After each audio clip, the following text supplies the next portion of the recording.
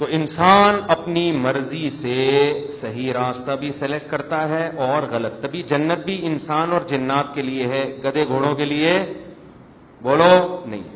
جہنم بھی انسان اور جنات کے لیے ہے, جانوروں کے لیے نہیں ہے. جانور کتنا ہی ظلم کرے جہنم میں نہیں جائے گا. ہاں حدیث میں یہ آتا ہے کہ جس جانور نے دوسرے جانور پہ ظلم کیا تو بس اتنا اللہ انتقام لیں گے اس سے, لیکن یہ انتقام بھی علماء کا اجماع ہے سزا کے طور پہ نہیں ہوگا. حدیث میں آتا ہے ایک سینگ والے بکرے نے بغیر سینگ والے کو مارا تو اللہ قیامت میں اس کو سینگ دے کے کہیں گے انتقام لے لے. تو یہ انتقام بطور سزا کے نہیں ہے, صرف اللہ اپنے عدل کو ظاہر کرنے کے لیے کہ وہ جانور جو مکلف نہیں ہے احکام کا, جب میں اس سے بھی سزا دے رہا ہوں تو انسان جو مکلف ہے وہ کیسے بچے گا. یہ صرف یہ بتانے کے لیے, اس میں صرف اتنی حکمت ہے, ورنہ جانوروں سے حساب و کتاب نہیں ہے. تو میرے بھائی اب کیا ہے, اب ہم آزمائش میں ہیں, اچھے بنو یا برے بنو. اب اس اچھے بننے میں اللہ نے ہمیں بتا دیا, اللہ کی نظر میں بے نمازی اچھا ہے یا نمازی؟ جو نماز نہیں پڑھتا ہمارے لبرل لوگوں کی نظر میں تو اگر وہ اخلاق اس کے اچھے ہیں, اچھی طرح سے بات کرتا ہے, ٹیکس ٹائم پہ دے رہا ہے, وہ ٹریفک کے قوانین کو فالو کرتا ہے, اور آج کل جو دھرنے ہو رہے ہیں ان میں شریک, آج کل جو حکومت کی نظر میں جو دھرنوں میں وہ اچھا بالکل بھی نہیں ہے, اور جب اپوزیشن کے دھرنے ہو تو پھر یہ والے کہتے ہیں کہ وہ اچھا نہیں ہے. تو ہمارے ہاں اچھے برے کا ہمارے حساب سے معیار ہے, اللہ کے ہاں اچھے اور برے کا معیار یہ ہے جو میری مانتا ہے وہ اچھا ہے, جو میری نہیں مانتا وہ بالکل بھی اچھا نہیں ہے. اچھا آج کل نا ایک اور بڑی مسئلہ بن چکا ہے, میڈیا پہ جنت کو نا لبرل لوگ ایک مذاق بنا کے پیش کر رہے ہیں. ابھی ایک کلپ میرے سامنے آیا, ایک مولانا صاحب بیٹھے ہوئے کسی لبرل سی خاتون کے ساتھ, وہ مولانا صاحب سے کہہ رہی ہے کہ آپ لوگ کہتے ہیں جنت میں مرد کو 72 حوریں ملیں گی اور یہ ہوگا اور اتنے آدمیوں کے برابر, یہ تو عیاشی ہے, یہ تو عیاشی ہے. اور مولانا صاحب ڈیفائن کر رہے ہیں کہ وہ کہہ رہی ہے ہمیں کیا ملے گا, وہ بتا رہے ہیں کہ آپ جنت میں اگر جائیں گی تو حوروں کی سردار ہوں گی, اور پھر میمز بنی ہوئی ہیں اس پہ لوگ مذاق اڑا رہے ہیں. مولانا صاحب اگر میری بات ان تک پہنچ جاتی ہے نا, میں ان سے کہتا ہے کہ آپ کو ان کے سامنے بیٹھنے کی ضرورت کیا ہے. میں سمجھا پا رہا ہوں اپنی بات, آپ کیوں مذاق اڑوا رہے ہو؟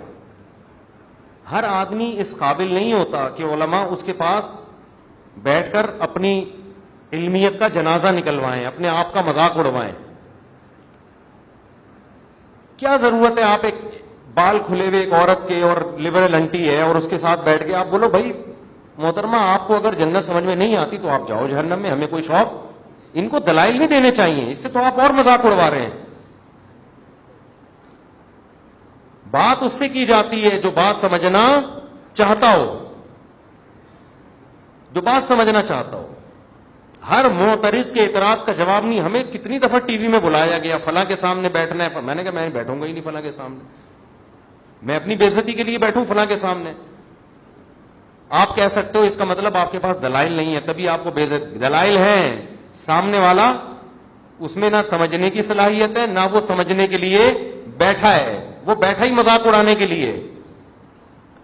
جنت جیسی حسین چیز کا جس کو اللہ اتنے ہی ہائی لائٹ کر رہا ہے, اتنا پروٹوکول دے رہا ہے, آپ اس کو مذاق بنا رہے ہو. یہ تو خدا کے غضب کو دعوت دینے والی بات ہے.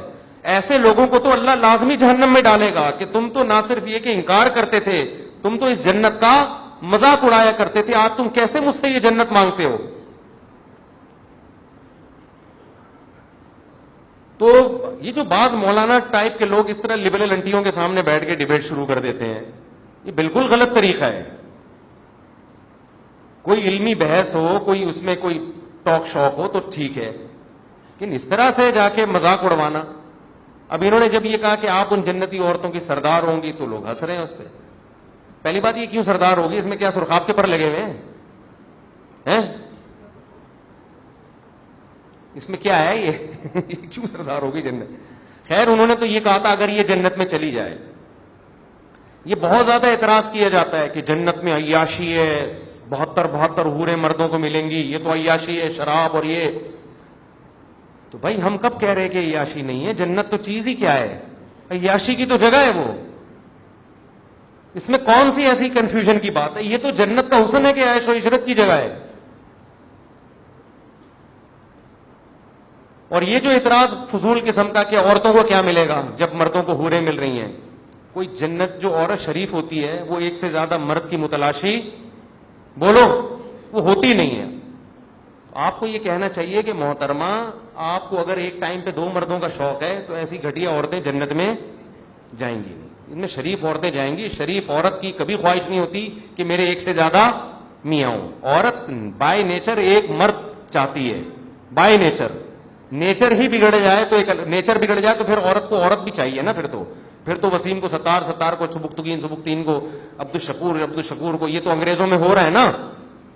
ارے انگریزوں میں جب بچہ بالغ ہوتا ہے تو پھر پوچھتے ہیں بیٹا میل چاہیے کہ فیمیل، بہو کس کو بنا کے لاؤں، فیمیل کو بہو بناؤں یا میل کو. جب فطرت مسخ ہو جائے تو پھر تو اب آپ کہو کہ ایک آدمی کو شوق ہی میلز کا ہے.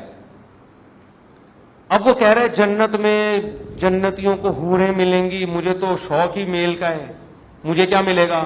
تو پہلے یہ تو ثابت کر تجھے جنت بھی ملے گی کہ نہیں ملے گی؟ بھائی ایسے لوگوں کو جنت ملے گی نہیں جو فیمیل کے بجائے کس کا شوق رکھتے ہوں. یہ تو لوط علیہ السلام کی قوم والے لوگ ہیں، ان کو تو اللہ نے آسمان پہ اٹھا کے الٹا دے کے پٹک کے ہلاک، ان پر تو غضب ہوگا. تو جہنم میں جائے گا، پھر تیری چوائس ہے وہاں میل کو کے پیچھے بھاگ یا فیمیل کے پیچھے بھاگ. تو جس عورت کو ایک سے زیادہ مردوں کا ایٹ اے ٹائم شوق ہے وہ عورت نہیں ہے، وہ نیچر سے ہٹی ہوئی ہے. جانوروں میں دیکھ لو نا اس کی مثالیں.